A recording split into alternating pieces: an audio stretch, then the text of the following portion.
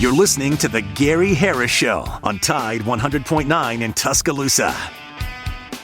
Click TuscaloosaThread.com for more local news, sports, and weather coverage all throughout the day. It's absolutely free. Don Hartley, Town Square Media, Tuscaloosa.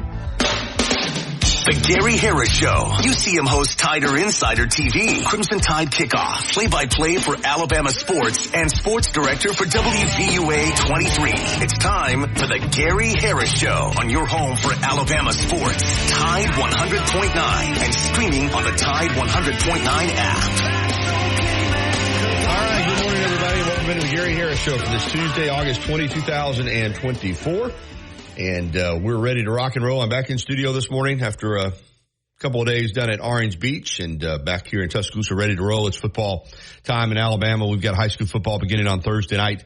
I've got my first Football Friday 1-hour high school football show coming up Friday night at 10:30. So it's here, and I'm back and ready to go. Also want to say something right off the top is that, if you follow the show, my mother passed away June the 5th. My, how time flies. But today is her birthday, so I want to wish my mother a happy heavenly birthday. And just kind of hard to believe that already 2.5 months since she passed. Wow. But Chase Brumfeld's right there on the other side of the glass, manning the controls, taking your phone calls on the Pinnacle Park at North River Hotline. 205-342-9904. Again, that number 205-342-9904. I'll give you the rundown of the show here in just a second. First, though, I need to tell you, as always, this hour of the Gary Harris Show being brought to you by Alabama Credit Union. Member-owned and not-for-profit, it's just a better way of banking. Discover the heart and soul of our member-owned credit union, empowering our members, enriching our community. Find out more at alabamacu.com. That's alabamacu.com. Alabama Credit Union is more than just a financial institution. It's a member-owned community, deeply rooted in rich historical values. Our central focus is empowering members, driving us to positively impact the community through financial success. Alabama Credit Union, loans for real life. Some rules and restrictions do apply. See if you're eligible for membership. Then join today and feel good about your money. And put a little extra change in your pocket. All right, 9:30 today, it's the Rocket Man, Rudy Armand, 977 ESPN Radio in Huntsville. He'll be joining us. And then at 10 o'clock, our high school football previews continue with Brian Newton, head coach of the Holt Ironmen. Holt is trying to have a revitalization in their community and with their high school and, of course, with their football program. And ready to go. And I think Brian Newton's got a lot of positivity that he has brought to that program, and they're hoping to see an improvement this year on the field. So those will be our two guests. As we said, we're welcoming your phone calls. Alabama is practicing this morning. And there is a media viewing period. So it was going to be tomorrow, but they moved it up to Tuesday. So I'm sure Ryan Fowler is out there, Wyatt Fulton, and there'll be some media opportunities today as well, as defensive players and coaches will meet with reporters today following practice. So busy day for Alabama football as the countdown to kickoff is on. All right.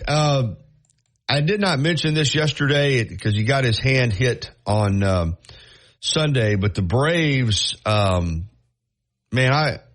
know injuries are part of the game. I always say that too. It's true.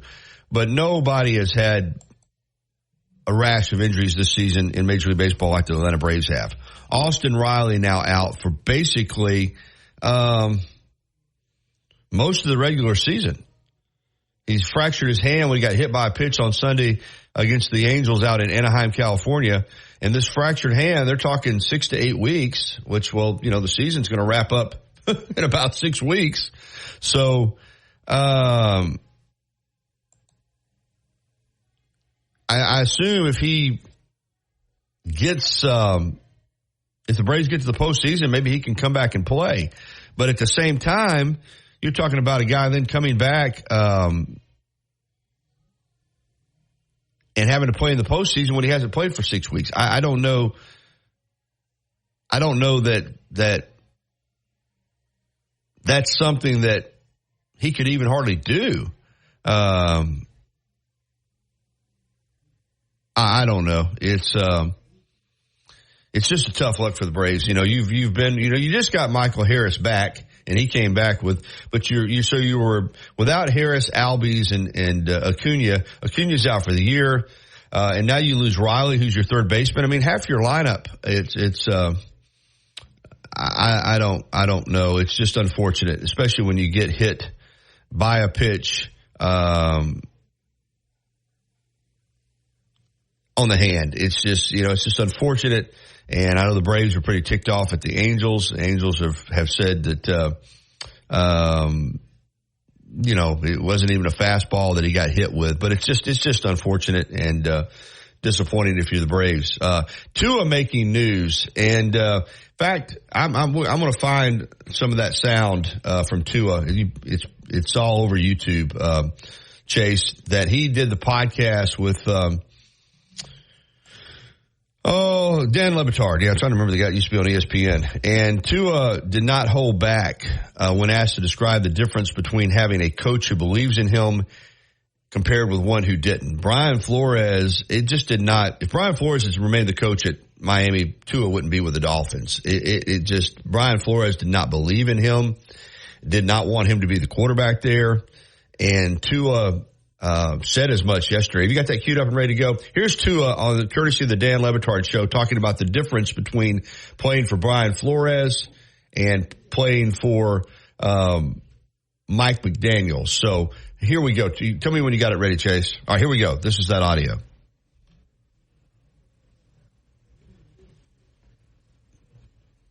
All right, hang on. He's taking a phone call, so we'll come back to it. I'll tell you a little more about it. But anyway, Tua has not really spoken about Flores publicly, but it was a situation where when Flores was the coach, for whatever reason, he did not warm up to Tua, and Tua struggled. Of course, he was early in his career too, but he was not looking like a franchise quarterback. And then Brian Flores got fired. Mike McDaniel comes in, and the next thing you know, Tua is flourishing, looking like Tua, signing a mega contract extension to be the Dolphins franchise quarterback. And now Miami feels like they are a Super Bowl contender. In fact, on paper, they are a Super Bowl contender. So anyway, we'll get to that audio as soon as Chase is able to get it pulled up. A couple of other topics making news. Courtney Morgan, Alabama football GM, the UA board, of trustees compensation committee meeting today, and Morgan is already in line for a huge raise just from what he was hired for. This is where football is at now.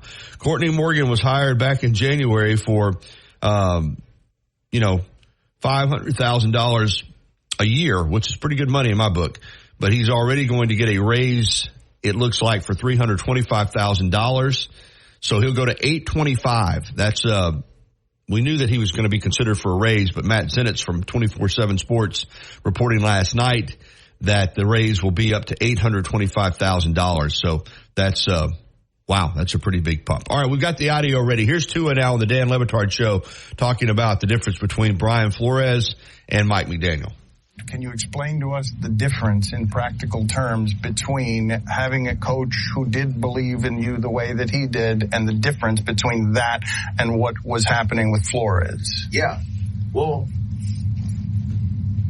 to put it in simplest terms, if you woke up every morning and I told you you suck at what you did, that you don't belong doing what you do, that you shouldn't be here, that this guy should be here, that you haven't earned this right, and then you have somebody else come in and tell you, dude, you are the best fit for this. Like, you are accurate, you are the best whatever, you are this, you are that.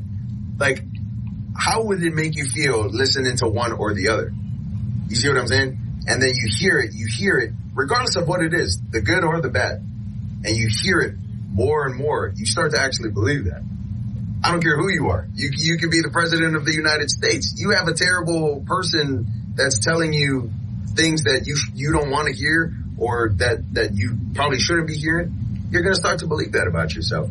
And so that's sort of like what ended up happening. And it was, I mean, it's basically been 2 years of training that out of not just me, but a couple of the guys as well that have been here since my rookie year all the way down. Wow. I thought he summed it up pretty well too. And I understand coaches coach hard. Some coaches coach hard, but, with quarterbacks, especially guys that were drafted to be your franchise quarterback, I mean, I do think that it isn't just from Tua. I mean, I've read other accounts from people that cover the Dolphins about how Flores did not want Tua as his quarterback. And but you know what? He's out. They got Mike McDaniel in. He sees things completely different, and Tua now has just signed that mega contract and is the quarterback for the Miami Dolphins in their future. All right, it's 12 minutes after 9. Corey is ready to lead us off on the phone lines. Corey, you hold tight. We're going to get to our first break this morning. Drew DeArmond coming up at 9:30. Holt High School football coach Brian Newton coming up at 10. Your phone calls, plenty of good football discussion, can be about whatever you want to talk about. Alabama, the SEC, the NFL, high school football, whatever is on your mind. We want to hear from you. We're going to get to Corey on the other side of the break. This is the Gary Harris Show. This hour being brought to you by Alabama Credit Union, member-owned and not-for-profit. It's just a better way of banking. We'll be right back after this. As much as Innisfree has evolved, it will always be that place to escape and have a good time. Whether it's for a game day weekend, to reminisce on college days, or to create new memories, if you're looking for a good time, there's only one thing to do. Head to the Free at 1925 University Boulevard. And don't forget about the Lucky Lunch Meat and 3 special, Monday through Visit us at 3537 Skyland Boulevard East or check us out online, bmwoftuscaloosa.com. BMW of Tuscaloosa. Take your dreams for a drive.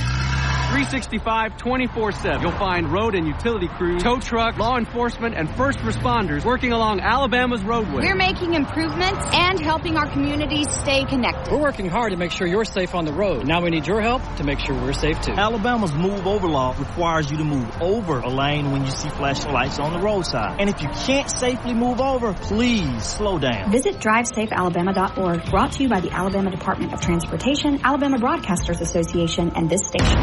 Tide 100.9 Tuscaloosa weather. The weather stays dry for the rest of the week. Lots of sunshine today, the high 89. Very pleasant tonight. A touch of fall in the air. Fair with the low at 62.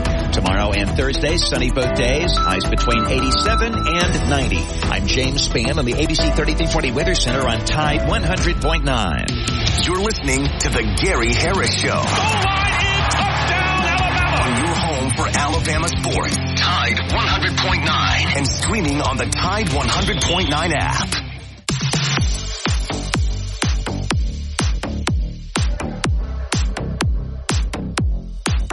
9:16. Welcome back into the Gary Harris Show here on Tide 100.9 FM, 1230 AM, WTBC, the Tide 109 app, and streaming live at Tide109.com. All right, let's jump out on the Pinnacle Park at North River Hotline and welcome in Corey. Good morning, Corey. Hey, Gary, how you doing this morning? Doing well, man. Let me ask you this. As far as high school football goes, do you think there's anybody that can challenge Thompson in the Birmingham area? Let me think about it for a second. I mean, because you're right. Right now, you think, you know, in the Birmingham area, that's a great way to put it, because I think certainly within the state, there is, but I mean, yeah, but you're going to have to give me a second to think about it, because I definitely think they can be challenged, and I definitely think that they are the team to beat in 7A Region 3, which makes them the team to beat in the Birmingham area. I'm pulling up their schedule because I really want to see their schedule. Obviously, they open up this Thursday night against Grayson out of Georgia. So that game's going to be a challenge. And they play Lipscomb Academy. But once you get into region play and the in-state schedule, I think Vestavia Hills can be competitive against them. I mean, Vestavia is a hard playing, really fundamentally sound team. I think Vestavia can challenge them. Boy, I would have loved to have seen Hillcrest last year. Get to play them, because that Hillcrest team, even though they lost to Saraland, they were good.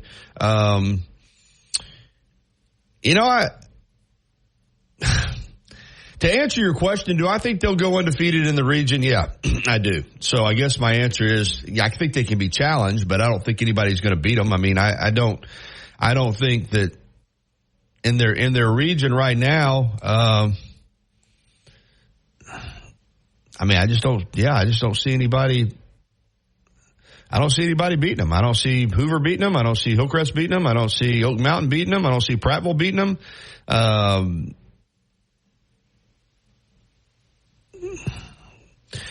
Now, what about Hewitt-Trussville? Tell me about, again, you follow that team closely. Can they be competitive with Thompson this year?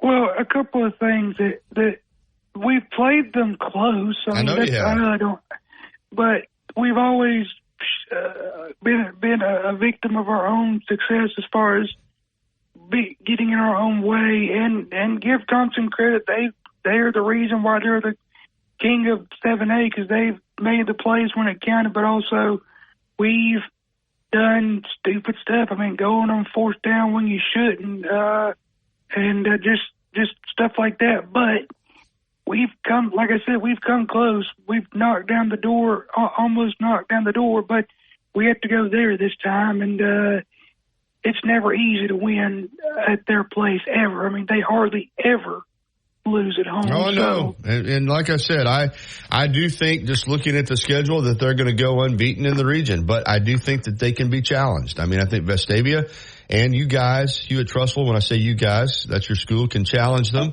As I said, I would have loved to have seen Hillcrest last year, even though they were in 6A. I would have loved to have seen that team. I think Hillcrest is going to be pretty good this year, but they've lost so many players. You know, had all this stuff not happened with Drew Gilmer, I would still say Hoover would be a team that could challenge Thompson, but I just think that that's just a lot to overcome. You bring in a new coach, and then he and the defensive coordinator have to resign before you even get to the first game. You know what I mean, Corey? That impacts your program. Well, you remember what happened with Northwestern last year with the hazing incident? Yeah. If you remember, Northwestern wasn't supposed to do.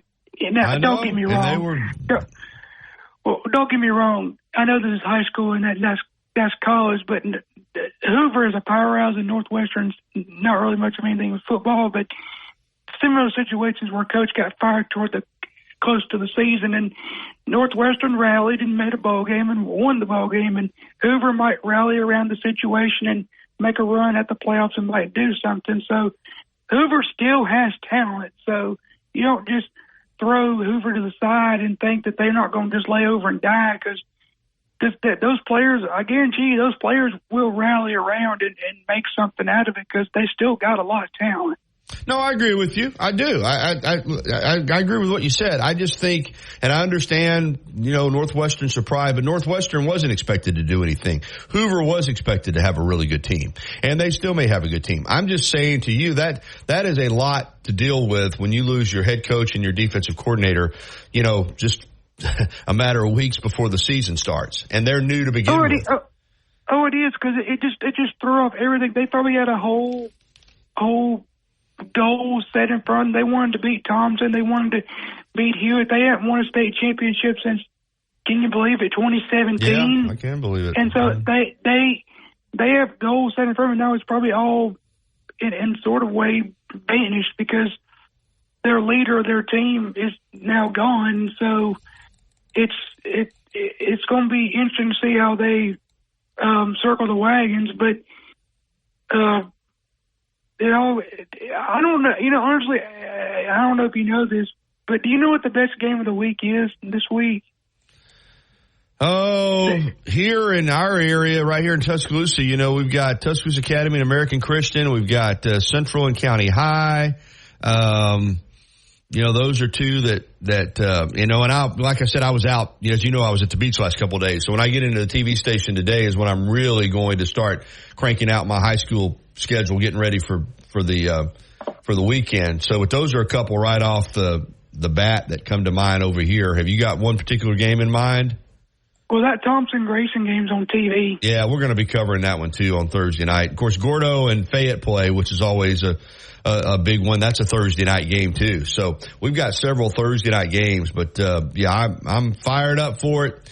We'll be hitting it Thursday night and Friday night both. And I actually like when we have Thursday night games, because for my hour show on Friday night, it already gives me some inventory, so to speak. I've already got several games that have been played and edited and ready to go for Friday night. So can't wait to get it started. Just 2 days away, man. It is hard to believe. And at least this week too. Let me see what the long-term forecast looks like. But tonight, it's going to feel like fall a little bit. We're having highs. Yeah, it's going to be nice all week, man. We're going to have highs 90, 89, 90, and 91 to the end of the week, with lows in the 60s. So it's actually going to feel good with lower humidity. So Thursday and Friday night, it feels like the weather is going to be a positive instead of a negative. So that's something to look forward to, too. Well, I can't wait for Friday Night Lights with Kerry Clark. I always talk to him to talk about the season, and when that gets started, I'll be real excited. Yeah, I know we're doing we're going to do I'll have to get with Wyatt to find out exactly what the plan is for the high school show, because I know Kerry has moved back over to the Atlanta area, Corey, so I don't know exactly. And yeah, when I see Wyatt, I need to know. I need to be promoted. I need to know. Do you know exactly what we're doing for high school football? We had met with our interns actually yesterday, so we kind of have an idea what's going on. We're kind of still figuring out the kinks of it and everything, but we'll have an answer for you soon. Okay, all right. So we will be doing something here, Corey. But of course, as I said, I'll be definitely doing my 1 hour television show on WVUA 23, 10:30 to 11:30 every Friday night, Football Friday, and hopefully we'll be announcing something here soon on Tide. So, all right, Corey, good to hear from you, man. Good talk to you, Gary. Roll Tide. All right, thank you. And it is 9:24 here on the Gary Harris Show. But yeah, like I said, I knew this was the way it was going to go, Chase, because don't get me wrong, I enjoy myself.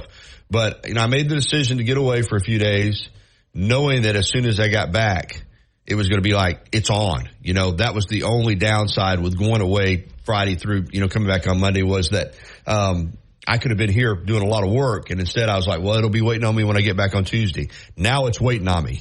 So, I get through this show today and get into the TV station. I got Tider Insider TV tonight. I got high school football on Thursday night, and then I got Football Friday on Friday night. So it's going to get crazy in a hurry. 925-205-342. 925 is the time. 205-342-9904 is the number on the Pinnacle Park at North River Hotline if you want to give us a call here before we close out this segment. All right, sticking with football, and I'm all over the place with football right now because I'm interested in all of it, NFL, college, and high school. There's so much to cover right now. But the Courtney Morgan story is interesting because it's a new way to make money in college football. We thought of head coaches, then coordinators, but still assistants. Now assistants are getting paid mega money.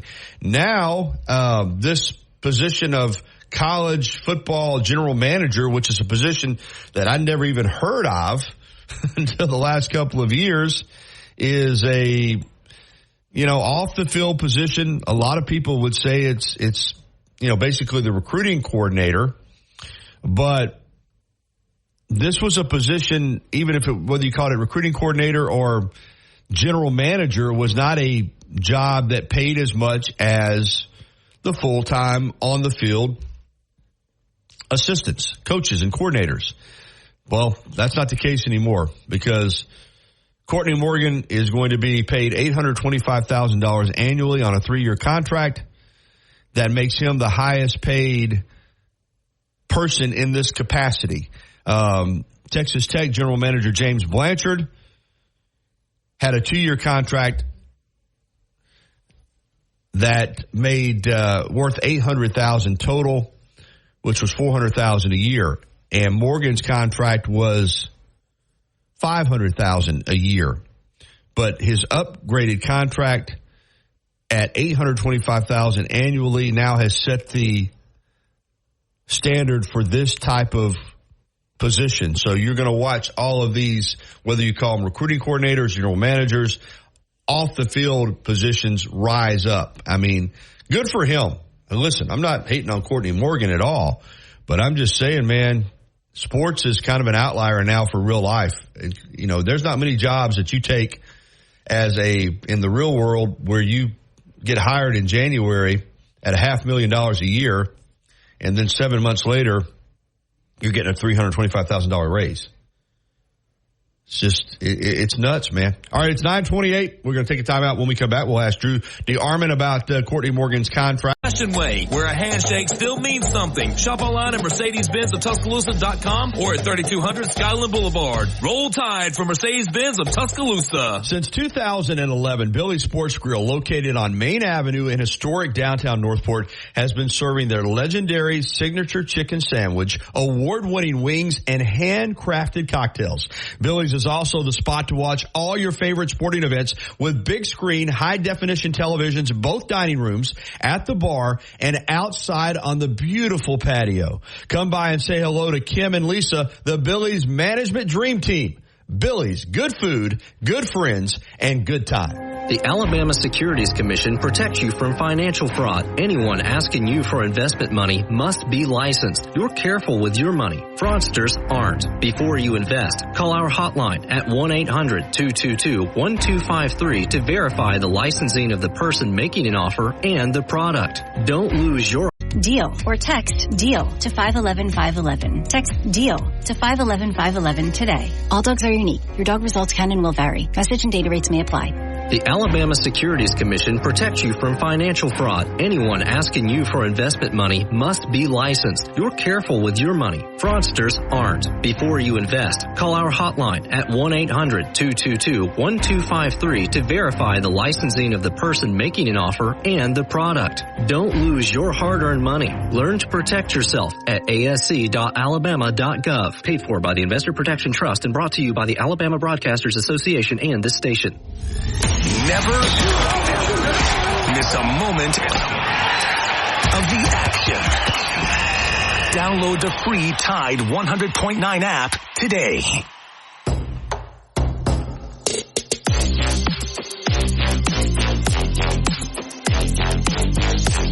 All right, 9:32. Welcome back into the Gary Harris Show. 28 minutes in front of the hour of 10 o'clock. And unfortunately, something has come up with Drew, and he is not going to be able to do his segment, which is, I hope everything's okay with him.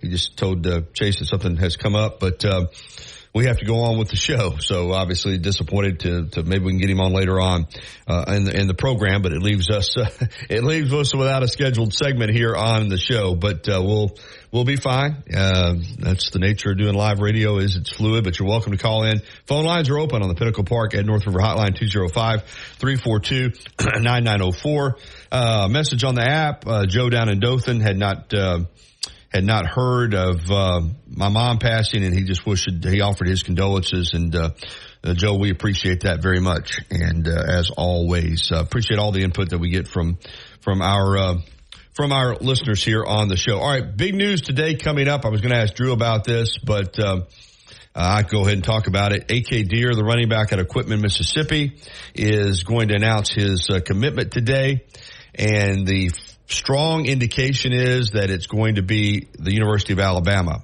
And again, nothing is final. Nothing's really final even once they commit anymore. But today is the day that he is supposed to announce his commitment. And feel strongly that it's going to be Alabama. Hey, listen, Drew just texted me and said he's okay to go. So go ahead and give him a call. So, all right, good deal. That'll help us out. That'll help us out a ton. And because I didn't know when he said he had something come up, we're hoping everything was okay. But it is. So we're about to get Drew on, and we won't worry about any intro music or anything this time. Once we get him on the line, we'll just take Drew and get him going here. But A.K. Deer coming up, that commitment today. And as I said, my prediction is for Alabama. All right, Drew is with us now. Drew, good morning. I'm glad everything's okay. I was a little bit worried when Chase said you had to go, so I was just hoping everything was all right. Yeah, everything's cool. Got everything situated. I appreciate it. Yes, sir. All right. Well, I was talking a little bit about, I was going to hit you with this a little bit later, but since I was talking about it during the segment, let's just go ahead and ask you about A.K. Deer, the running back out of Equipment, Mississippi, expected to announce his commitment today. And I mean, I would be at this point, Alabama's the strong favorite, right? Yeah, I would think so. I mean, with what happened with Sills Knight this weekend, and Alabama had been recruiting that young man out of Chattanooga, Baylor. He's come on a visit, but he committed to Ole Miss publicly. And I think it's been trending this way for a while. And AK, you know, on his social media a few days ago when he announced his commitment date, he said he was going to commit to either Alabama, Ole Miss, or Mississippi State. And I know on, you know, when they announced the Dandy Dozen or whatnot, I know he was in an Ole Miss uniform, but I felt like now for a while, since Alabama, you know, started taking control of his recruitment when he visited, he's taken a little longer to announce the commitment once he, you know, decommitted from Ole Miss. But I think it's trending that way. Certainly they're going to have to hold on to him. But everything that I've heard in the last, you know, 2 weeks, nothing has changed. And we know it can change on a dime in recruiting, but it's looking that way. I've never really heard of Mississippi State being a big threat. I think Ole Miss and State is probably the biggest threat to the Tide, but I think Alabama's going to get some good news. Sounds like there's not a definitive time he's going to do it. It may be after practice today, this afternoon, but I think at some point, you know, late afternoon, Alabama's going to get some good news, and it'll be welcome because it's been a little bit, you know, after that hot streak for the month of June and into early July. It's been a little tough because they did lose Jaden Harmon the other day. But, again, they had 6 linebackers committed. It was already a very large linebacker class. So I don't think that's, you know, a huge, huge loss. I think the young man's certainly a good player, but I think Alabama's just fine. And they're still recruiting Ty Jackson out of the state of Florida as well inside. So I think Alabama's still sitting in a good spot right now. And, you know, they've still got 5 or 6 spots probably where they could add players. And really, you don't have a set number anymore, but I think Alabama still likes where they are. You got to hold on to what you got. But, you know, I've said this many, many times. Look, nobody has seen the product on the field yet. If Alabama comes out and plays good football, and they're certainly going to be playing, you know, in some high-level games, especially in that first month against Wisconsin and Georgia. If Alabama comes out and looks like one of the best teams in the country, they're going to have, especially there's going to be a ton of talent coming in for that Georgia game, both committed and uncommitted. And so I think Alabama is still setting itself up for a strong finish. Yeah, let me ask you a little more about Deere. Over 2,000 yards, 27 touchdowns last year. I know you like to watch video of these guys and break them down. I mean, he seems like the prototypical modern day running back. You know, can get downhill, can also, you know, be used in the passing game, has a burst, has some quickness in addition to power. Some services have it rated as the number 1 running back in the country. What do you like about him the most?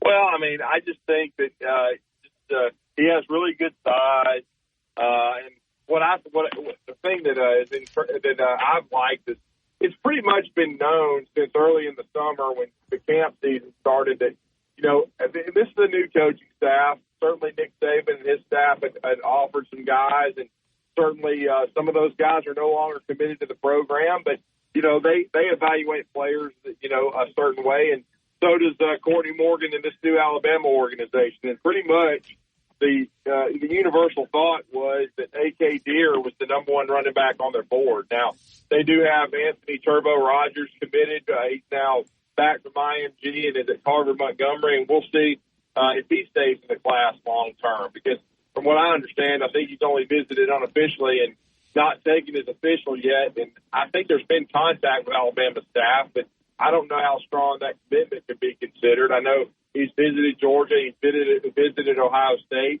but I don't think Alabama, you know, with the way they've recruited Deere very aggressively, I think they haven't hid the fact that he's the top back on their board. And if you watch, you know, Kalen DeBoer and the way they run the football, they like to run it between the tackles, but they also there's a lot of outside run as well.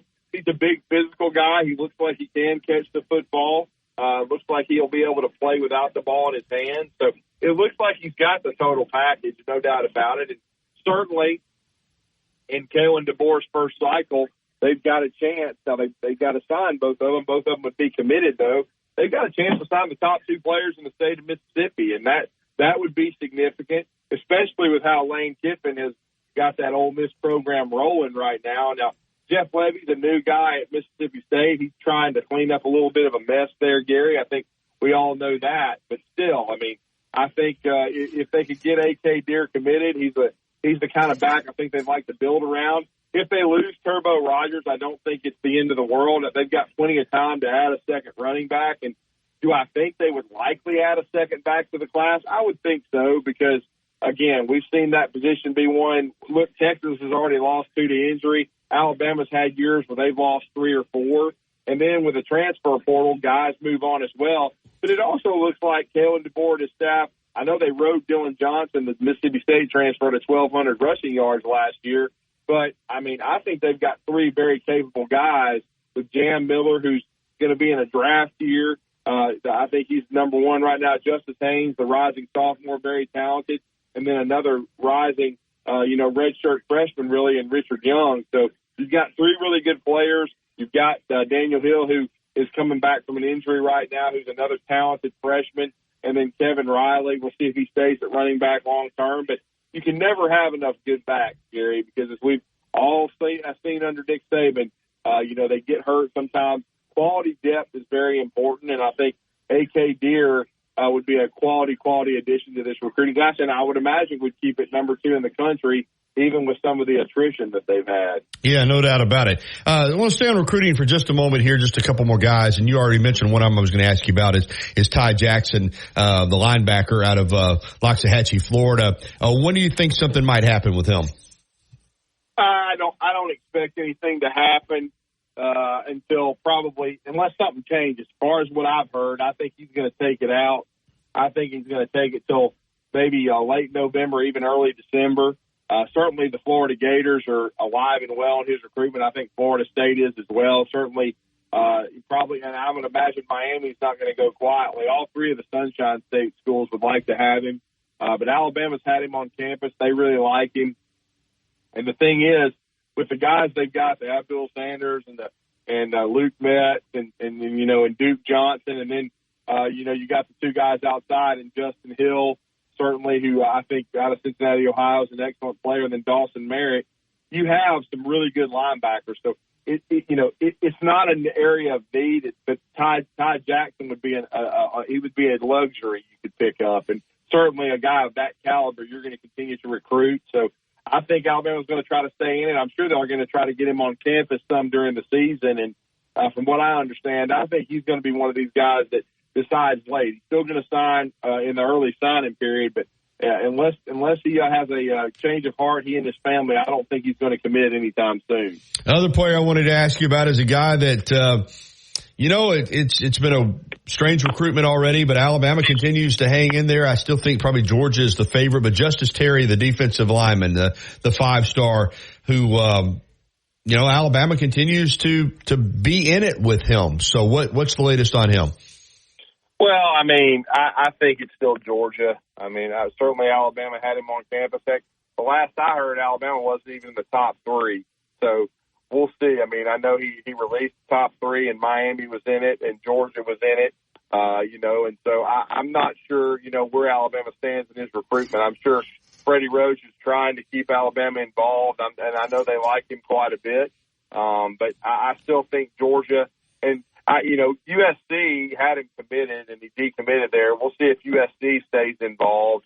But, yeah, I mean, the last I saw when Justice Terry kind of updated his recruitment, Alabama wasn't even in the top 3. So now that may not be completely true. That may have just been some smoke screen or conjecture.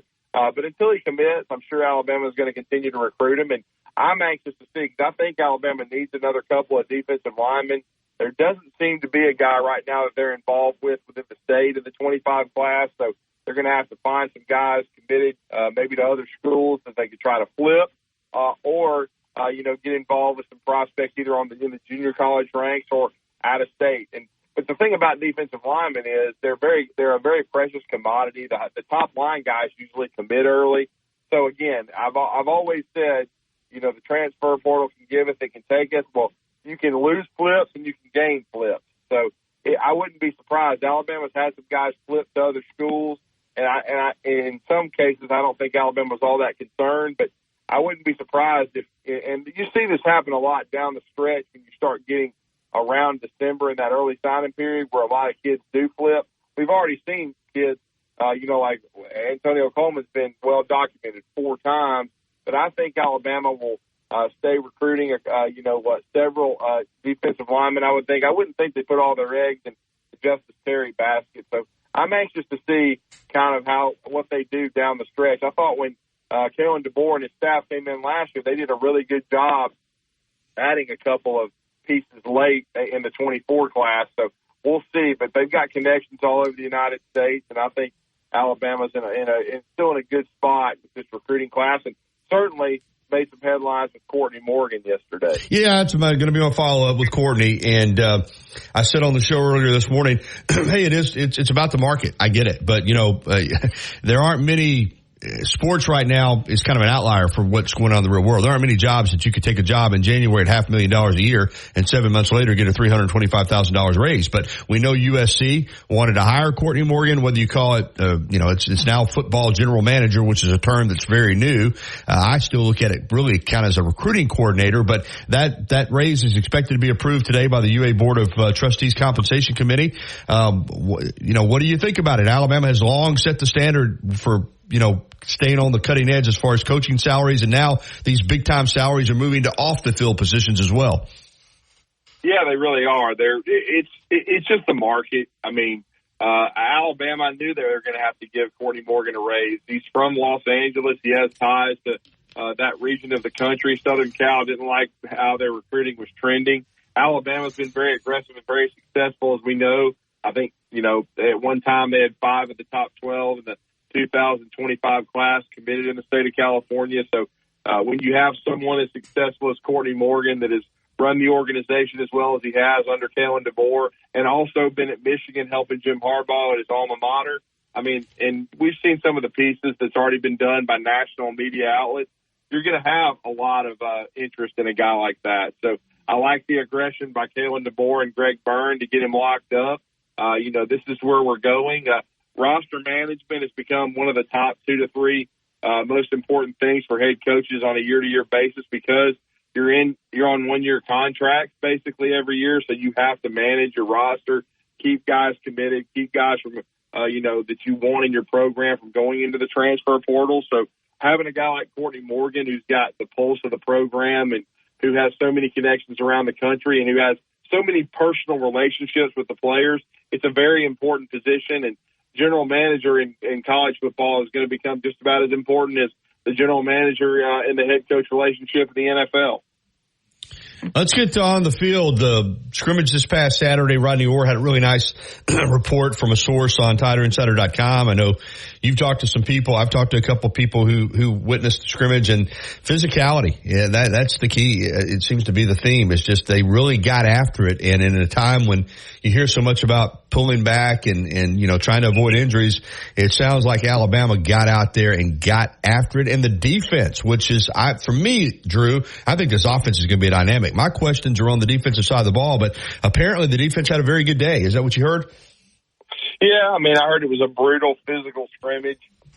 Certainly, I think, there's no question that I think the offense kind of led the way in scrimmage 1, even though the defense made some plays. But I think the physicality of the defense, their ability to create turnovers, their ability to disrupt was kind of the overwhelming theme that came out of scrimmage number 2. I think it was very encouraging to hear some of the younger guys, assert themselves like a Clay Russaw, who I think is going to be a big part of this defense as the season goes on. Keon Keeley also had a sack. Noah Carter, the freshman out of one of those quality pieces I kind of was referring to that Kalen DeBoer and his staff did a nice job of flipping and bringing with them that had been part of that Washington recruiting class that they ended up bringing to Alabama. He had a sack. So, and of course, you still hear very encouraging things about LT Overton. Heard that it seemed that Jaheim Otis played well on the inside. It was very difficult to run the ball, but let's not misunderstand something, too. I mean, the 2 top backs, Justice Haynes had very few reps, and I believe Coach DeBoer did let everyone know that Jam Miller was held out. He's a little nicked up. But they got Richard Young a lot of work. He had a touchdown in the scrimmage, but it did sound like that the defense played with a lot of swagger and physicality. And a guy like King Mack had a pick 6. He's had interceptions in the last 2 scrimmages.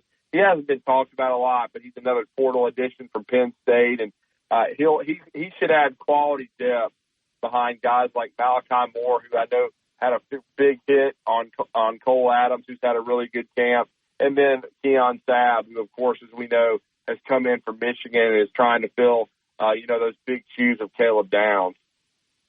Drew, man, it's here. Alabama has a couple of bye weeks this year.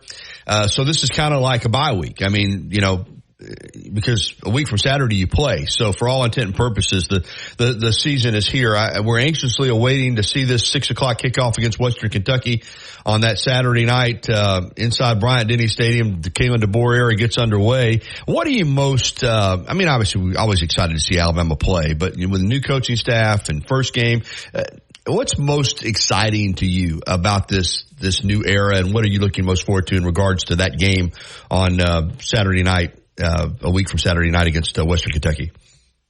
I just want to see the style of football that the team's going to play. I want to see the progress from Jalen Milroe, and I also heard coming out of the second scrimmage that he did a nice job as a runner. And I think him becoming a more willing runner, he did it last year, by the end of the year, is going to be key because he's one of the top 2 to 3 fastest guys on the football team. I want to see some of these receivers like Cole Adams, who's been pushing, like a Kendrick Law in this new offense, Emmanuel Henderson, and, of course, Ryan Williams. We've heard all the things about what he has accomplished in practice since enrolling fully in June. He's made plays in both scrimmages. He's a special, special talent. But I just want to see offensively what they look like, how they involve the backs, Jam Miller and Justice Haynes. And then defensively, how aggressive are they?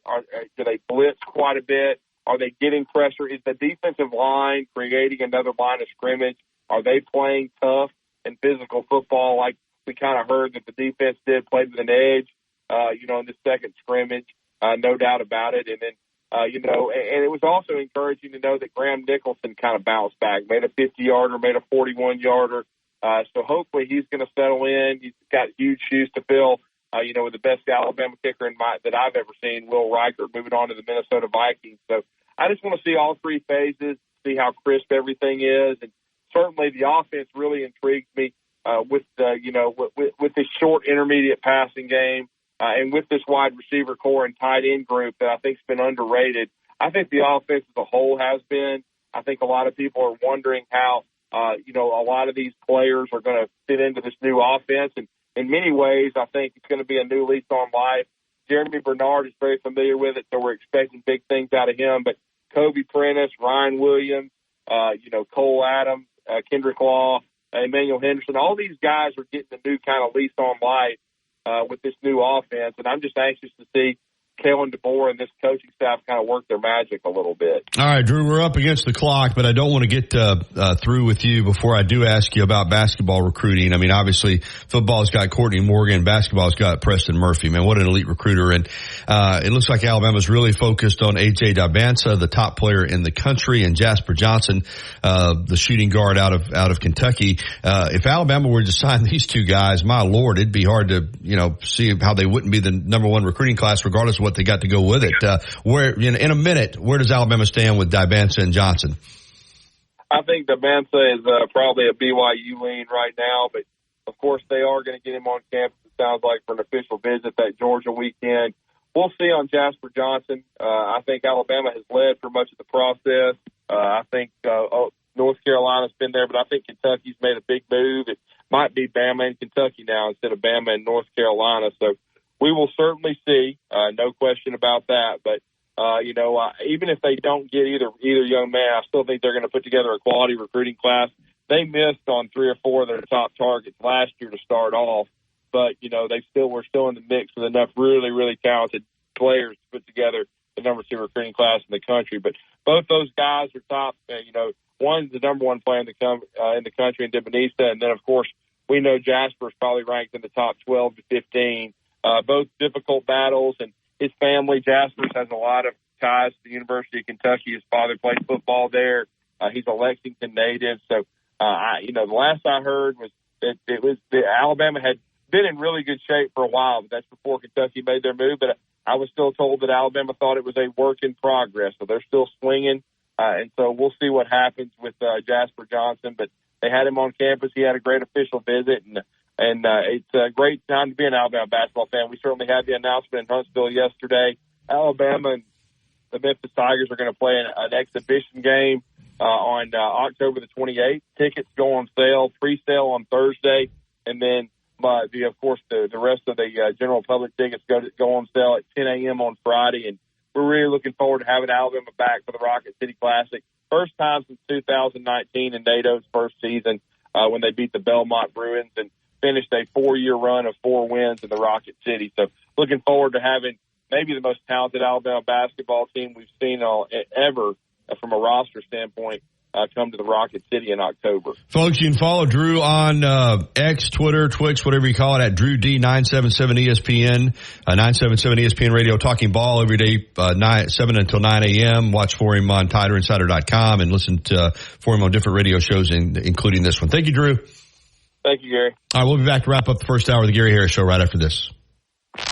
Coming up on The Game with Ryan Fowler. Coming up starting at 2 p.m., we're going to feature Mike Detillier, WWL, the Big 870. Brett McMurphy explains why he believes in the Alabama Crimson Tide. Right here on The Game, Tide 100.9, 1230, WTBC, your home of Alabama Crimson Tide Sports. The longest running sports program. Visit your local Total Wireless store today. Total Wireless, we're totally with you. Actual speeds may vary by location. For data management practices, see TotalWireless.com. Tide 100.9 Tuscaloosa weather. The weather stays dry for the rest of the week. Lots of sunshine today. The high 89. Very pleasant tonight. A touch of fall in the air. Fair with the low at 62. Tomorrow and Thursday, sunny both days. Highs between 87 and 90. I'm James Spann on the ABC 3340 Weather Center on Tide 100.9. Covering University of Alabama sports, as well as the national and local scene as well. The Gary Harris Show, only on Tide 100.9 and streaming on the Tide 100.9 app. All right, 9:58. That's going to wrap it up for hour number 1. It's been brought to you by Alabama Credit Union. Hour number 2 is coming up. We'll get it started with our high school football previews. Brian Newton, head coach of the Holt High School Ironmen. Hour number 2 is on the way right here on the Gary Harris Show.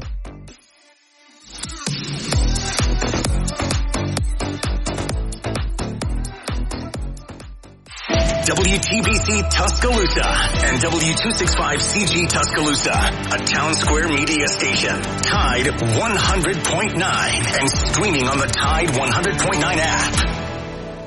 From the Fox Sports Studios in Los Angeles, here's Kevin Wire. Major League Baseball, the pennant race is taking shape as we're in the middle of August, and the Royals hanging on to that final wild card spot to beat the Angels 5-3 as Seth Lugo earned his Major League tying 14th win of the season. Royals now tied with the Twins for the number 2 wild card spot in the American League. They are both 4.5 games up on Boston for that final wild card spot. The AL West continuing to widen. The Seattle Mariners sinking like a stone as Gavin Stone tosses 7 shutout innings for the Dodgers, beating the Mariners 3-0 as he and 2 relievers combined on a 2-hit shutout. Astros expanding their lead in the AL West. To talk, text, and data for just $25 a month with Boost Mobile forever. After 30 gigabytes, customers may experience slower speeds. Customers will pay $25 a month as long as they remain active on the Boost Unlimited plan. Life doesn't wait for when your finances are in perfect order. It just happens. But no matter what surprises come your way, Alabama Credit Union will be here to help make it affordable with great personal loans, mortgages, and auto loans. They offer an easy application process and fast decisions so you can stay focused on feeling good about whatever life brings your way. Alabama Credit Union will be here to help make it affordable with great personal loans. Visit your local Total Wireless store today. Total Wireless, we're totally with you. Actual speeds may vary by location. For data management practices, see TotalWireless.com. Now, this hour's West Alabama real-time news update from the Tuscaloosa Thread Newsroom. The Northport City Council will receive an annual salary of $15,500 beginning in November 2025. The council president gets a bump to $17,500 and the mayor to $22,000. The proposed Dawkins subdivision near Shelton State will go to the Tuscaloosa City Council without the total backing from the city's Planning and Zoning Commission. Alabama delegates attending the Democratic National Convention in Chicago say the pending nomination of Vice President Kamala Harris has recharged the convention. Get 24/7 local news coverage and sports updates when you download the free Tuscaloosa Thread app and sign up for twice daily email newsletters. The Gary Harris Show. UCM host Tider Insider TV. Crimson Tide Kickoff. Play-by-play for Alabama sports and sports director for WVUA 23. It's time for the Gary Harris Show on your home for Alabama sports. Tide 100.9 and streaming on the Tide 100.9 app. All right, here we go. Hour number 2, the Gary Harris Show here on Tide 100.9 FM and 1230 AM WTBC. I'm Gary Harris. Chase Brumfeld right there on the other side of the glass, manning the controls, taking your phone calls on the Pinnacle Park at North River Hotline. And that's where we're going to begin hour number 2, right there on the hotline as we continue our high school football previews. Today we take a look at the Holt Ironmen. Head coach Brian Newton is joining us this morning to break down all things Holt high school football-wise. Good morning, Coach. How are you? Good morning, Gary. I'm doing good. Thank you for having me. Yes, sir. Good to have you. Getting ready for that second season. And, we talked about it last year. You went into this with your eyes wide open, having coached in this area and, did a lot of winning there at ACA and know this lay of the land here. You knew this was going to be a rebuilding job when you took it. And last year, 1-9 in your debut season. But you did get a win. And, 1-9 is better than 0-10, but you've had another year now to get get these kids bigger, stronger, faster, to buy into what you're selling and to, develop even the lower levels of football. How good do you feel about this second season now that you got a year under your belt?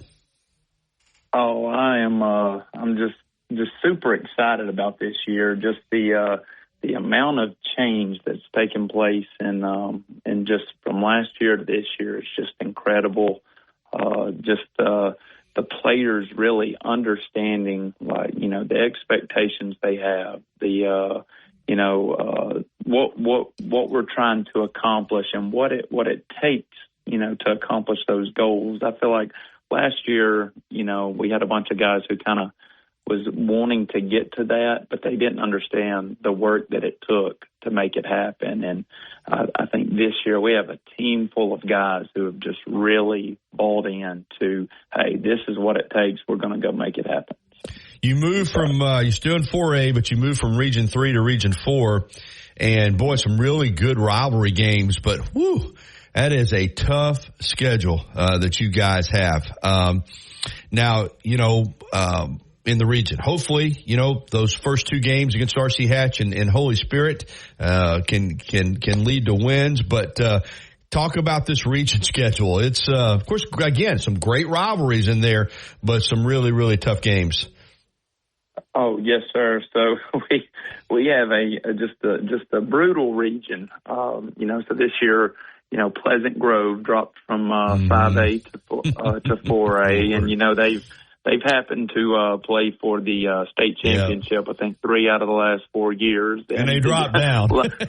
And last year was the year they didn't play for the state championship, but they led 5A in scoring.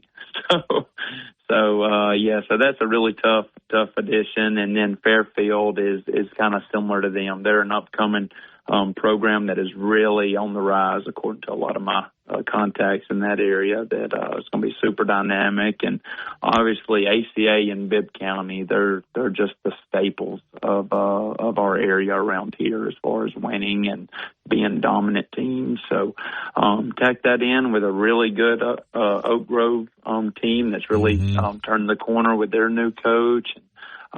It's just West Blockton has some new coaches this year, but they've had a strong team the last 3 years. So it's just a really, really tough area, but our kids are excited, for the challenge. And, we love the opportunity to go play great teams and great coaches. We look forward to the challenge. Holt, as a community, there's a revitalization program underway. There's a lot of spirit and excitement. Of course, obviously with, new school, and football, I think, can be a big part of that. We know the history, with Coach Woody Clements and, Jerry Wright and going way, way back. A great tradition of high school football. Lately, it's been rough. I mean, you look at the last, I'd say probably, going on 20 years now, and it has been a struggle. But how big a role do you think Holt football can play in this revitalization project, and how much can the community play in the revitalization of Holt football? It kind of goes hand in hand, doesn't it? Yes, sir. It really does. And, when we came into the program last year, our goal was to just come in and show these kids love and just really love these kids, because we just needed to earn their trust. And I feel like now, we have that. We've proven that we love these kids. And with that, now we had to get Holt back. People talk all the time to me when I got this job about Holt used to be a really good program. And a lot of the old alumni, they love Holt still, and they want to see them succeed. And they are excited now to have coaches in place that are really just going to bring the old alumni back around and really just try to get Holt back to where it was when they were a part of Holt. And so we've had so many people in this community just reach out about how can I help? What can I do? I mean, we had a church 2 days ago bring 40 cases of water just for the team. We've had so many people that just, whether it was donating money so we can have what other teams have or what it's been, we've had just a great outpouring there. And then Holt hasn't had a youth program in several years.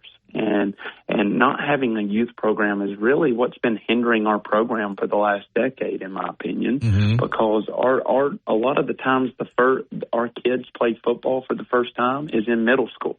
And they go out there in middle school and they realize I got to wear this helmet in 100-degree heat, and they say I'm going to go back to bouncing the basketball.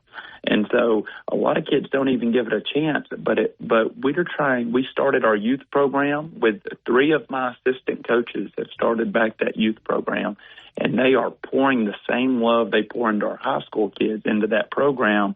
And the program is just, we're super excited. They're going to be little Ironmen playing on our field for the first time in years, and just learning that love for the game at an early age is going to help the middle school, and that's going to help the middle school develop into good high schoolers one day. So we are building all 3 levels of our program, and we just have some great people that's doing that for us. Yeah, that's where it starts. That's for sure. How many kids do you have out this year? How many players on your roster?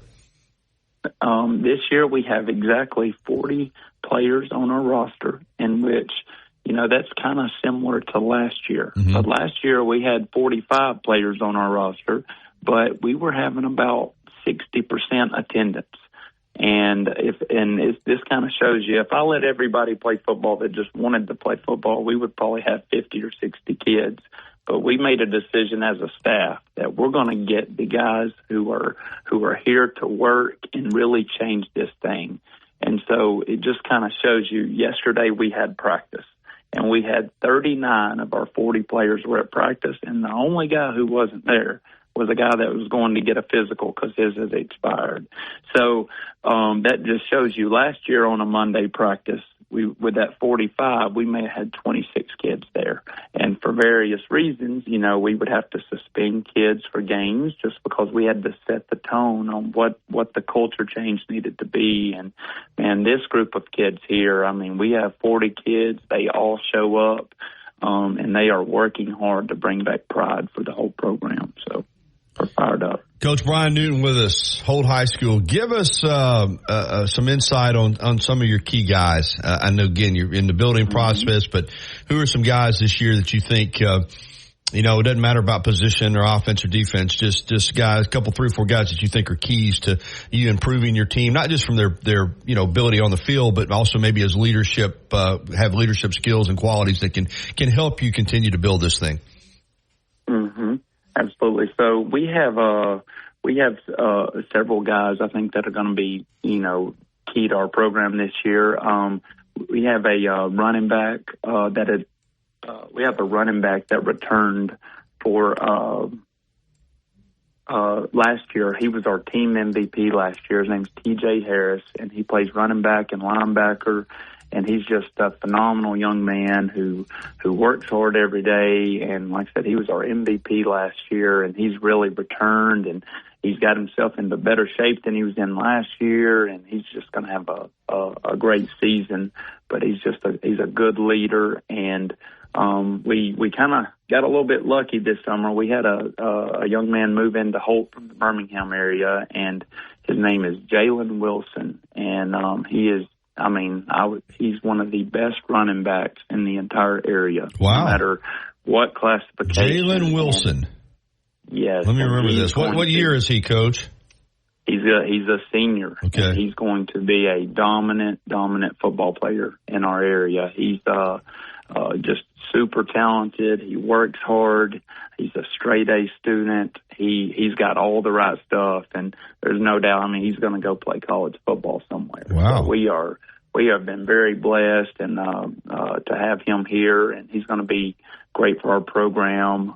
We have a senior offensive lineman, John Hall, who's started for 4 years now on the offensive line for Holt, and just a high character kid, strongest player we got in the weight room, and just absolutely loves Holt. And he's been instrumental in changing the players' attitudes and in the locker room about working hard and being a good teammate and all that. And man, the young classes that we brought in, so our middle school last year, I believe, went 5-2 or 6-2, and they had, several really talented players that have came into the high school and are helping us right away. So we are super excited just about the future, about our group of seniors. We only have 6 seniors this year, but our junior class is full of 16 players. So That's we good. have 16 players in the junior class. So, and a lot of those juniors, AJ Cockrell,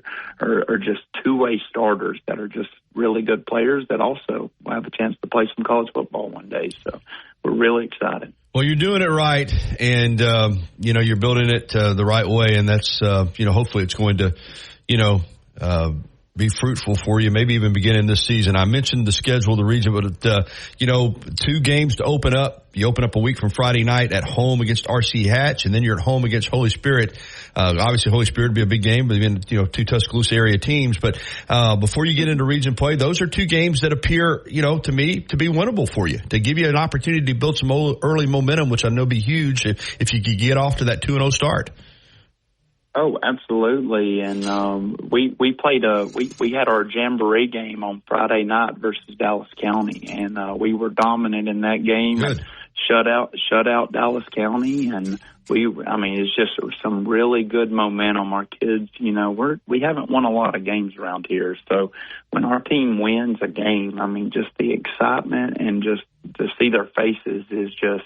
It just makes it worth doing every day. And I feel the same way. I feel like those 2 games, obviously RC Hatch and Holy Spirit are going to be, obviously give us their best shot, and they're excited about their football seasons just like we are. But we do. We feel confident that, if we go and do what we've worked on and all that stuff, that we should have a good chance to compete in those games. And I look forward to those games getting here. Yes, Coach Stallings used to say the fun is in the winning, and you're right. When you haven't won a lot, man, you celebrate every victory, whether it's a jamboree I know you're looking forward to this season. But Coach, we appreciate your time, and good luck to you. We'll be talking to you throughout the season, and it's here now, man. It's Friday night. You're gonna be hitting that field, so good luck to you.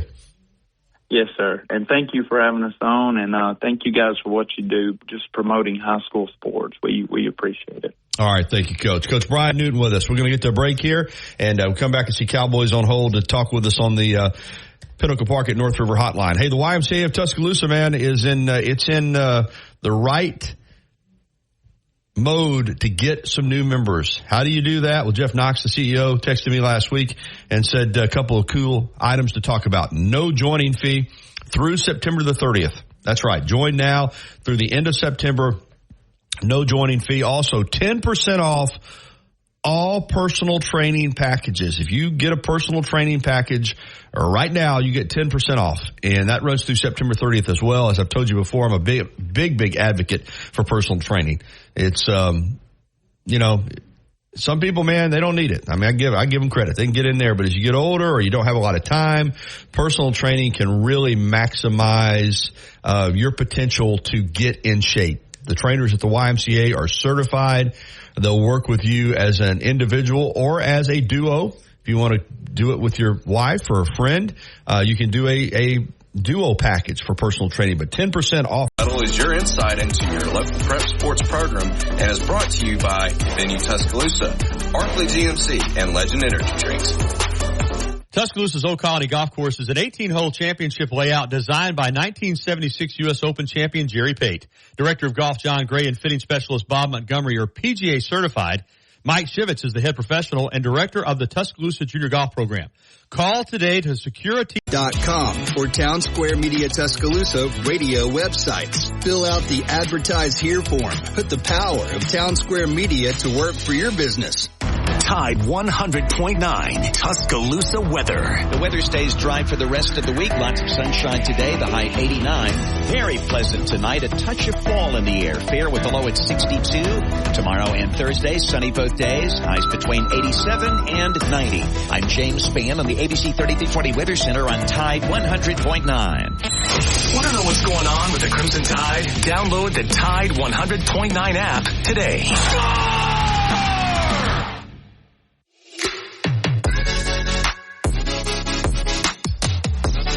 All right, 10, 20 minutes after the hour of 10 o'clock. Welcome back into the Gary Harris Show, and the phone lines are ready to roll. We got Cowboy first up. He's been waiting patiently on the Pinnacle Park at North River Hotline. Good morning, Cowboy. How you doing, Gary? Doing pretty well, man. Had that little Orange Beach getaway, so I'm feeling good. Oh yeah, you refreshed. I am a little bit. Yeah, ready to attack this football season, man. Yeah, I got back out here and kind of wish I was back. But, oh, well. Hey, how long has that coach been at Holt? This is his second year. Yeah, I remember you had him on last year. I did. He's a really good guy, and I mean, it's a tough job, but he went in with his eyes wide open, and I think for the first time, I think they hired a coach who's got a plan for the long term, not just try to come in and look at, listen, man, they've run through so many coaches around here in the last 10, 15 years. I can't name them all. I mean, it's been one right after another. Let me go through it. Since Jerry Wright, who had a really nice run, of course, obviously you had Woody Clements for 40 years, but after that, Jerry Wright had a really nice run.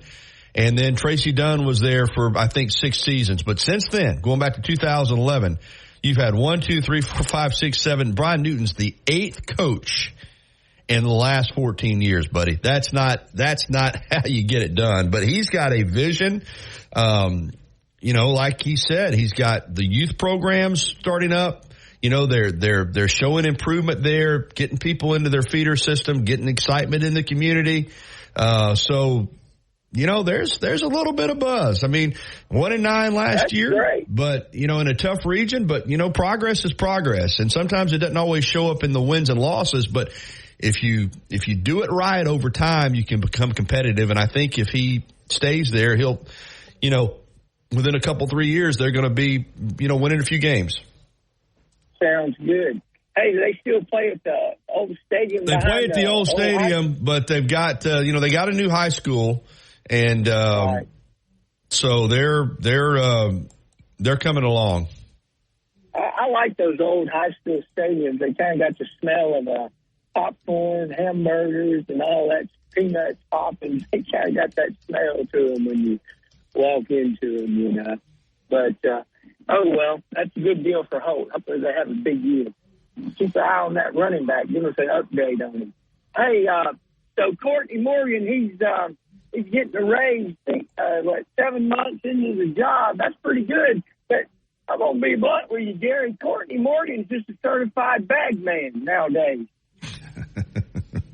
I think he's a little more than that. I think you have to. You have to have somebody coordinating all this stuff and have the contacts and obviously, NIL has changed, the landscape and players, a coach that I like a little bit. He puts, a coach that puts his foot in his mouth sometimes, but I like the guy is Mike Gundy out at Oklahoma State. And he just said this week, he said, listen, man, he told the guys, stop asking for money. For the next 5 months, we're playing football. Portal's closing. We'll start back up in December, but he said for now, he wants his team, he doesn't tell your agent to quit. Here's his quote. The business side of what we do now, we have to have those conversations with the players. Tell your agent to quit calling us and asking for more money. It's non-negotiable now. It'll start again in December. So we're able to direct ourselves just in football, and that part is fun. So, but I think Courtney Morgan, you don't get hired at $500,000 a year in an off the field position, then in 7 months later get a $325,000 raise unless Coach DeBoer sees you as being valuable. That's the reality of it, man. I think it's crazy. I think it's crazy that the off the field positions now are making this kind of money, but the market determines what you get paid, and it's just what it is. I think it's all gone nuts, but I'm like Gundy. Once the games start, that's the fun. All this stuff all throughout the year, talking about NIL and the portal but at least I keep saying, Cowboy, when they run through that tunnel on Saturday afternoon or Saturday night, it's still enjoyable. That's what we do it up for, right? Yeah. Well, maybe the way they could have done that was, all right, you're not going to go to USC, but we'll give you a raise in January, but it'll go retroactive to August, where it just won't look like this looks. It kind of looks like he's holding them ransom, Well, I don't know. I don't listen. I don't think. I know you can't comment. No, I can't comment. I'm going to comment, Cowboy. I don't really think they care how it looks to you. I mean, I really don't. I think the bottom line is this guy's a valuable resource to them. USC tried to hire him, and they need to give him a raise to keep him. And whether, I think we're way past how does it look, whether anybody likes it. Like I said, I think it's completely out of whack. I think sports is an outlier. I mean, real life, you don't get a job in January and then 7 months later get a $325,000 raise. But this is not real life. This is college sports, and it is what it is. So I don't think they really care what it looks like or whether you like it or you don't like it. I mean, I think that Alabama football says this is what we've got to do to be competitive in the marketplace, and we're going to do it. So yeah, well, what's the next guy going to get? There's no telling. I mean, until as long as you're trying to win when you're at the highest level of football, and Alabama is, and you're trying to win and stay at the top, you're going to pay whatever the market says you need to pay. And if they did not get this raise in line for him, I have no doubt that Courtney Morgan would be working at the University of Southern California right now. So, it is what it is.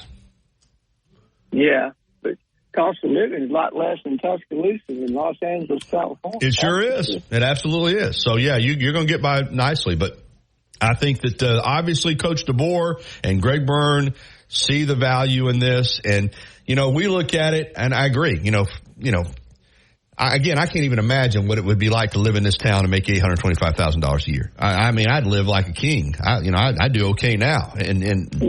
But at the same time, I don't have anybody trying to offer me that kind of money. But if I did, I'd take it. And I think we see it as, wow, he's getting a $325,000 raise. The way they see it is $325,000 is a drop in the bucket if he brings in, if he's able to bring in, let's say 5 guys in this recruiting class that lead Alabama to a national championship, $325,000 is nothing. So, it's just, again, it's an outlier. This is not the way it's done in the real world, but college athletics right now is not like a normal business. It's just not. Yeah, it's to the highest bidder, and whatever ransom you put us to, we got to pay. And you got to win, Now, here's the thing, too, about it. Yeah. This place is, Nick Saban said, in Alabama football throughout history has been about winning. And I think Coach DeBoer is going to be doing great. But you and I both know if 3 years from now, let's just say worst case scenario, 3 years from now, Alabama hasn't been to Atlanta, hasn't won an SEC championship, hasn't made a playoff. It won't matter. Yeah. Somebody else will be in here doing it. That's the flip side of the coin. The flip side of the coin is you give these coaches all that they need to be successful, then you expect success. Alabama's not forking all this money out for all these salaries and all of this infrastructure to not win. The expectation for Kalen DeBoer is that you're going to continue to win at a level very similar to Nick Saban. And if you don't, then in a few years, they'll give it to somebody else. So that's you're not paying for nothing is my point. You're paying because you believe that these people are going to deliver you what you want, which is a chance to win national championships and SEC championships and be in the college football playoff. That's the expectation. Yeah. It's not, hey, we hope we make it. No, the expectation is that's who we are. That's what we do. And you're expected to do it. And I'll tell you this, I've been very, very transparent. I love what the job DeBoer's done. I mean, to this point, he's hit it out of the park. But I'm telling you right now, if we're sitting here, if something were to happen and you go to Madison, Wisconsin, and you get upset and you come back and 2 weeks later, you lose to Georgia and you're sitting here 2-2 before September's over, it ain't going to be pretty. It will not be pretty. Yeah. So there's pressure. I mean, that goes with it. You know what I'm saying? Yeah. Well, he took the job. He probably knew what it is. He absolutely knew. And I'm confident they're going to have a really good team. As I've said, I don't think that 2-2 is going to happen. But my point is, all the positives right now, if you don't produce on the field, or let's say it's late November, and you're sitting there with 3 or 4 losses, and you don't make it to the college football playoff, man, it's going to be different around here. All this positive energy, that coaching staff will be dealing with the type of scrutiny that they've never even come close to dealing with anywhere else they've worked. So, Gary, think positive. Don't be a naysayer. I'm not being a naysayer at all. That's what I'm telling you. I don't think that's going to happen. You're the one that said I'm not being honest. I'm being very honest. That's why they're making the kind of money they're making. That's why Courtney Morgan's getting that raise, because the expectation is that you're going to win, and you're going to win big. And if something happens then that you don't, there comes goes with that. That's the reality of it. That's not negative at all. I'm so bullish on this staff. I can't tell you. I think they're going to be 4-0. I don't think they're going to be 2-2. I think they're going to be 4-0 to start the season. So I'll break it down. Hey, I got to run, Cowboy. All right, be good, buddy. Thank you. All right, Tom, hold tight, my friend, if you don't mind, because we'll get to you to lead off the other segment. Do need to get to a break. Hey, T-Town Menswear and T-Town Gallery in the University Mall. We're going to be starting our T-Town Menswear giveaways a week from Friday. The Friday before the Alabama game, we're going to be giving away all kinds of great gifts. Autographed prints, footballs, who knows what we're going to give away this year. So you want to stay tuned for that. And also you want to visit T-Town Menswear to get ready for the football season with all your apparel and all. And conduct virtual interviews all from your employer dashboard. Visit Indeed.com/credit and get $75 towards your first sponsored job. Terms and conditions apply. Los Tarascos has been serving Mexican favorites like burritos, fajitas, and quesadillas since 1999. Their new location is at 4100 Owen Parkway in Northport. And of course, you can find Los Tarascos in Tuscaloosa at 110 Skyland Boulevard. The bar areas feature big screen television so you can enjoy your favorite sporting events. Los Tarascos features daily happy hours. And rates as low as 3.99. And yes, specials on the all-new Frontier V6. $3,000 instant savings and rates as low as 2.99. See Kylan or BJ today at Townsend Nissan. You see him on WVUA 23 covering sports and on Tider Insider TV on Tuesday nights. Don't miss a minute of the Gary Harris Show. Weekdays from 9 to 11 on Tide 100.9. All right, 10:34 here on the Gary Harris Show. I tell you, Cowboy sometimes can get under my skin just a little bit. I know he's listening. He calls in and then he says, well, I know you can't, because, I can give an honest evaluation. Then when I give an honest evaluation, well, don't be negative. I mean, you're the one calling in complaining that the guy's going to get a raise, not me. I mean, you're the one calling in questioning why he's getting a $325,000 raise, and then I told you why. Good morning, Tom. You I know Cowboys listening, but you heard that call. I mean, he's the one calling in, obviously not happy with the guy getting a $325,000 raise. And then I tell him why he's getting the raise and the pressure that goes with that kind of money. There's pressure for this staff. And that's the reality of it. Expectations, baby.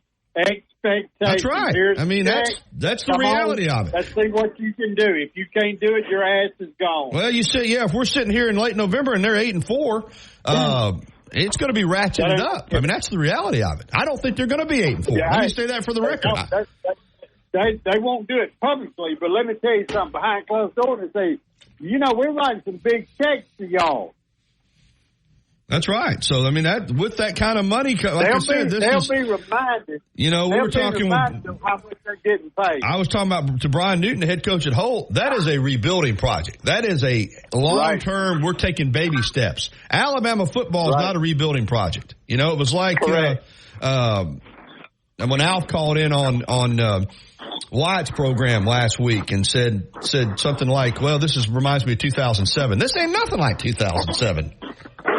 That's right. This ain't nothing like new. This has nothing at all comparable to 2007 when Nick Saban rolled in here, taking off over a program that had been 6-6 and didn't have a single player drafted in 2008. This is a loaded roster, and the expectation is to get into the college football playoff. And if that does not happen, then it's going to be a much different mindset around here in a few months.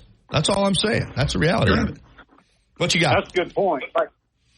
Here's what I want. The Courtney Morgan story is the story of the day in my book, and but I would like to point out, and get your take on all these things, that the job for head coach is way past the amount of work involved in what it takes, and then even when it was when Coach Saban came in.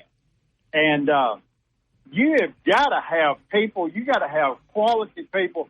But the main thing you got to do, you got to have somebody you trust. Oh, no doubt about it. No doubt. This is a high stakes game, and you're not going to go out there and get somebody for $10 an hour that can come in and do it. You're just not. You have got to have high quality, trustworthy people, or you're in trouble.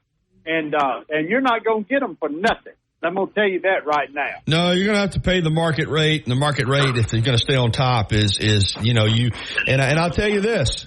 Do I think the salary structure for college football is out of whack? I've said it before. Yeah, I do. I mean, I think, assistant coaches making, 7 figures a year, I think's out of whack with the real world. But this isn't the real world. How many times did we say, and I think me and you said it on this program right here, we thought Coach Saban was underpaid. Well, absolutely. It turned out that he was. But he reset the marketplace, as I've said many times, not just for head coaches, but he reset the marketplace for assistant coaches and coordinators and support staff. And what you just said, Tom, is a very true statement. You have to have a strong organization.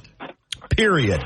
To flourish the way you need to flourish. And sometimes in first years of head coaches, sometimes there's some tweaking done after the season in the organization. And it might happen here, depending on how this season goes. But if you don't have a strong organization, you're not going to make it to the level that you want to make it to. And it isn't just about the coaching staff. You're right. It's about the support personnel. It's about the people in the recruiting office. It's about the people and believe it or not, even in your digital media and video office. And social media and how you market the program and how you get the word out there and how hip you stay. And Greg Byrne understands that. So how you look, you get it out there. So there is just so much that goes into winning at this level. And you said something else that's true, Tom. It's a lot different than it was when Nick Saban got here in 2007. In 2007, we still were really focused on football. Yes, the internet was there, but social media was in its really infancy stages. You didn't worry about any of that stuff. You put a good product on the field. You won games and you went into people's living rooms and you pitched them, hey, you're going to win. You're going to have a chance to go to the NFL and get a degree. That's all it was. You weren't talking to them about how much money you're going to make, about how many billboards you're going to be on, about how many cars you're going to get. It's a different world than it was even 15 years ago. That's exactly right. And that was one of my main points is you got to have somebody you trust. You got to have somebody that's high IQ. Courtney Morgan is a high IQ individual. And he knows what Coach DeBoer wants. He knows how to get it done. And I'm telling you right now, that guy is juggling. Ain't no telling how many different hats, recruiting, transfer portals, all the things that you name. You know what? You got to have Coach DeBoer ain't got time to do that. You could make an argument that Courtney Morgan is Coach DeBoer's right-hand man. That he is he is his, yin to his yang, that he is a guy that was the first guy that came in with him, when he got off the plane, man. So, I mean, this guy is his guy. And, you're right. So when he had an opportunity to go to another school, Coach DeBoer, said, hey, we got to get him a raise. And that's what's happening. So anyway. I think that's true. And, I'll tell you what, there again, all the things before mentioned, the reasons why he got that raise, and you're right about something else that you told Cowboy. They don't care how it looks to Cowboy and me. Nah. They can care less what we think. I tell you what they do care about, though, and they know we care more about this than anything else. That's winning. The results. Yeah. It's a process. Right. Nick Saban was process oriented, but he knew at the end of the day that, you're judged on your results, and he got the results, and everybody was thrilled, tickled pink. And this staff's going to be judged the same way, and they're going to be judged quickly. As I said, the expectation this year is to be in the college football playoff. Period. And if you're not in the college football playoff, there'll be no way to sugarcoat it. If Alabama doesn't make the college football playoff, it's going to be a disappointing season. And that's the challenge for this coaching staff, is to make sure that Alabama's in that thing. And I think they will be. I feel confident that 4 teams from the SEC are going to go, and I believe Alabama's one of the 4 best teams in the SEC. So, I picked them in my preseason media poll to win the SEC. So that's how high I think of them. They understand the pressure. Believe me, they know what they're up against. Absolutely, they do. Like the old saying goes, if you can't, in college coaching, if you can't stand the heat, get back in the kitchen anyway. You ain't got to, hey, there ain't no, if you can't stand the heat, get out of the kitchen. No, if you can't stand the heat, you got to stay in the kitchen and get hot. I mean, you don't have a choice. I mean, once you take this job, there's no bailing out. There's no, I can't handle it. If that's the case, you do what Dennis Franchione did, and you cut a deal during a season in which you're winning 10 games. To get out, to go to Texas A&M, because Dennis Franchione, in my opinion, was a very fine football coach. I think he was a tremendous football coach, but he could not handle the heat here. He could not deal with the pressure that went with being the head football coach at Alabama. So when he got an opportunity, he bailed. Yep, you're exactly right. And anyway, thanks, Gary. Thank you, Tom. Appreciate it. I'm getting a little fired up now. Cowboy got me a little fired up there when he said, "Don't be negative."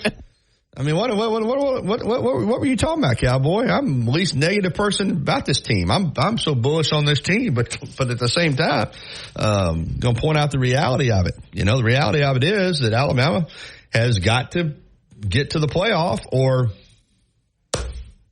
a lot of negativity.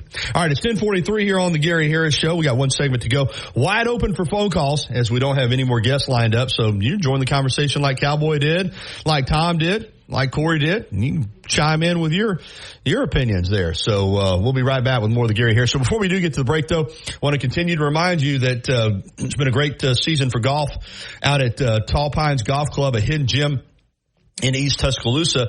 And now that this week in particular, with the weather, a little less humidity and temperatures hovering around 90 degrees, this would be a great week to play some golf. And Tall Pines in Tuscaloosa is open to the public. Call for a tee time, 205-556-1232. They also have memberships, and they have pool memberships as well. So there's still plenty of time to enjoy that swimming pool up through Labor Day. Tall Pines Golf Club in Tuscaloosa, 205-556-1232. A hidden gem in East Tuscaloosa, right there in the Woodland Forest community. We'll be back with the final segment of the show right after this.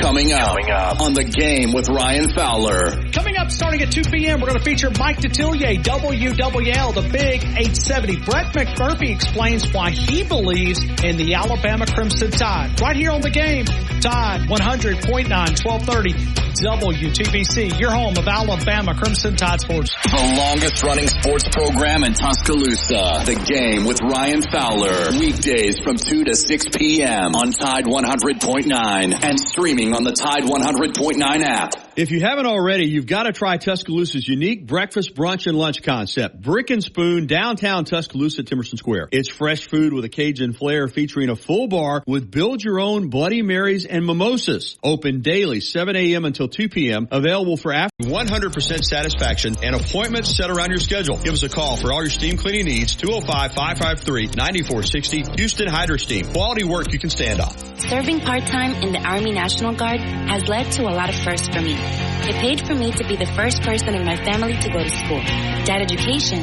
got me to the first day at my dream job, which I can still hold while I serve part-time. That job and the home loan benefits I got from the Army National Guard helped me buy my first house. I also know that I will be one of the first to respond if my community ever needs me. Sponsored by the Alabama Army National Guard. Aired by the Alabama Broadcasters Association and this station. Tide 100.9 Tuscaloosa weather. The weather stays dry for the rest of the week. Lots of sunshine today. The high 89. Very pleasant tonight. A touch of fall in the air. Fair with the low at 62. Tomorrow and Thursday, sunny both days. Highs between 87 and 90. I'm James Spann on the ABC 3340 Weather Center on Tide 100.9. Alabama fans are all over the world, and we are too. Download the Tide 100.9 app right now in the App Store and Google Play, and take the Crimson Tide everywhere you go.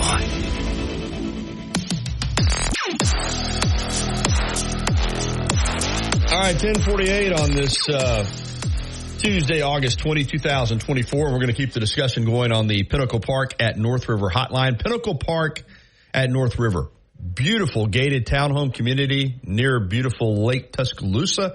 And you have to find out more about this because it's a great way to live.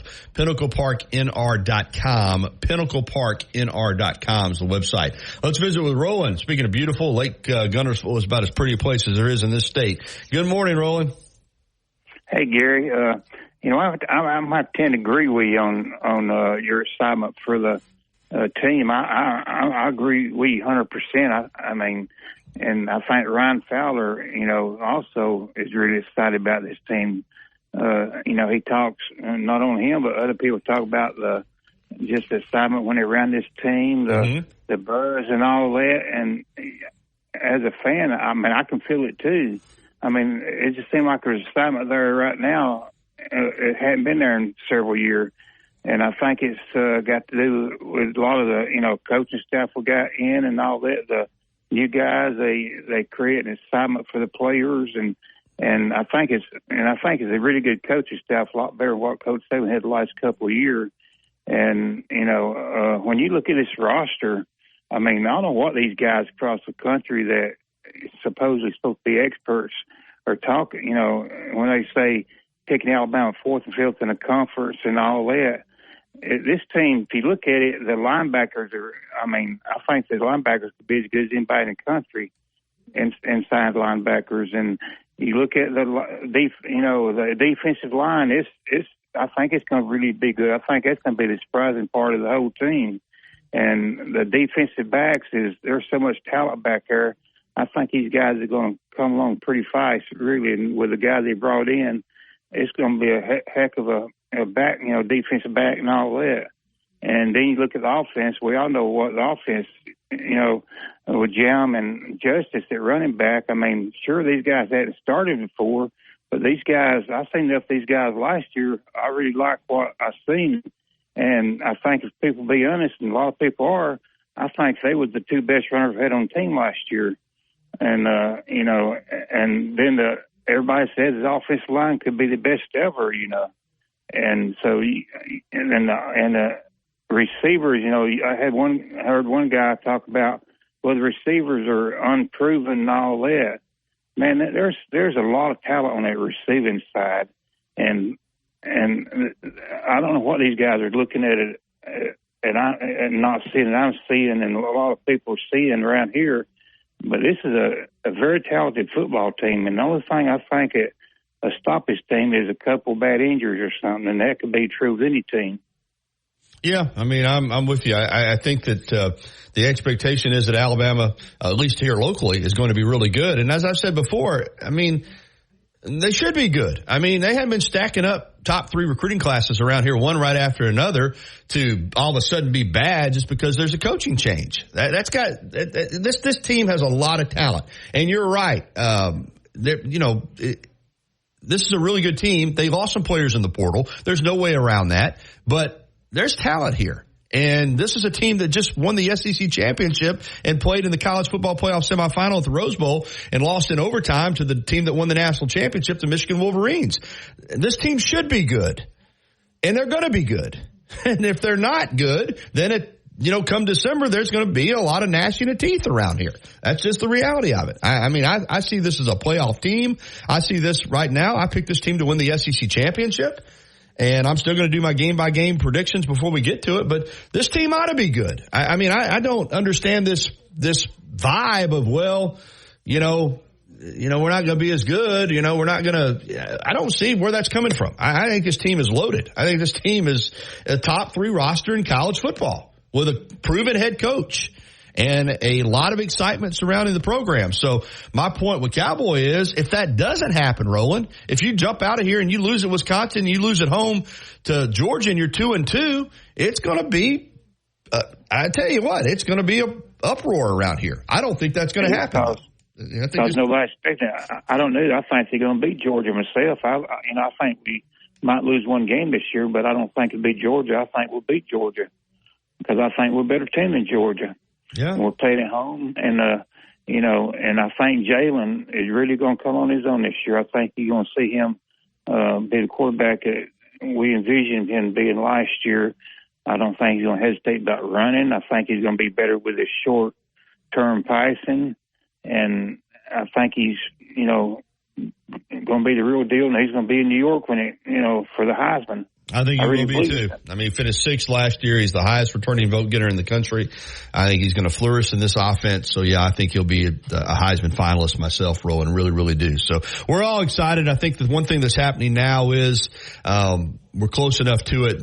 I enjoy talking about it. It's my job covering it, but I think we're all just ready to play a game now. I think most of us wish that it was this Saturday and not one more week. But this time next week, man, we'll be in game week mode. And once you get out there on the field and you see this team against Western Kentucky and you see this team against South Florida, you're going to have a real good feel for what they're going to look like. And you get tested in week 3. I don't care what anybody says. That's a test.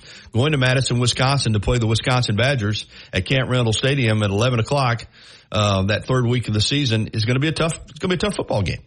But if you get through that one, you get to bye, and then that Georgia game is going to have as much hype as any game that Alabama's played around here in a week 4 matchup in a long, long time. The atmosphere for that game is going to be crazy. Let me ask you something real quick, Gary.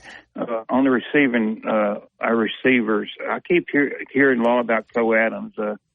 What have you heard behind Real positive stuff. I think number 7, Cole Adams, the redshirt freshman out of Oklahoma, Owasso, Oklahoma, is a guy that has made plays during the fall camp. A guy that they like. I think a lot of people are going to try to peg him with that moniker possession receiver. I don't see that. I think he's a big play guy. I think he's fast. I think he can get down the field.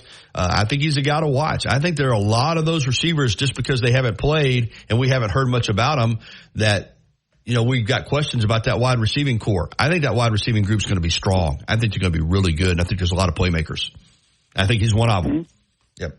Oh, okay, Gary. You have a good day. Thank you, Roland. Always a pleasure to hear from you. Perfect timing, because we're due to wrap up the show. It's 10:56 here, and that's going to wrap it up for this one. I want to thank our good friends at Alabama Credit Union for bringing you the first hour. My good friends there at Pinnacle Park at North River, that gated townhome community, for sponsoring the hotline. All of our sponsors. I couldn't do the show without them, or probably wouldn't do the show without them. I got to get a little bit of money for doing this show. But T-Town Sports Daily is coming up next with Wyatt Fulton and Chase Brumfeld. Then from noon until 2, it's the Miller's Edge, and then Fowler will be ready to go, cranking it up with the game 2 until 6.